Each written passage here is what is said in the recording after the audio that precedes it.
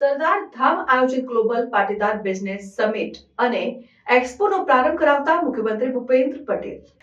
મુખ્યમંત્રી શ્રી ભૂપેન્દ્ર પટેલે ગાંધીનગરમાં સરદાર ધામ આયોજિત ગ્લોબલ પાટીદાર બિઝનેસ સમિટ અને એક્ઝિબિશનનો પ્રારંભ કરાવતા સંપૂર્ણપણે જણાવ્યું કે પાટીદાર સમાજે ભવિષ્યલક્ષી આયોજનો સાથે વિકાસની હરણફાળ ભરી છે.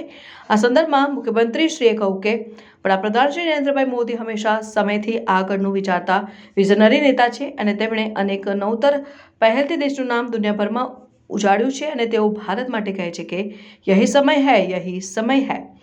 તે વાતને પાટીદાર સમાજે બરાબર સાર્થક કરી છે. ગ્લોબલ પાટીદાર બિઝનેસ સમિટ અને એક્ઝિબિશન સમાજની આર્થિક, સામાજિક, ઔદ્યોગિક ક્રાંતિમાં યુવા શક્તિના સામર્થ્યને ઉજાગર કરતા અવસર તરીકે સરદાર ધામ દ્વારા ઉજવવામાં આવે છે. આ વર્ષે ઉત્તર પ્રદેશના પ્રયાગરાજમાં યોજાનાર મહાકુંભના થોડા દિવસો પહેલા જ ગાંધીનગરમાં ઉદ્યોગ વેપારનો મહાકુંભ યોજાઈ રહ્યો છે તેમ તેમણે ઉમેર્યું હતું.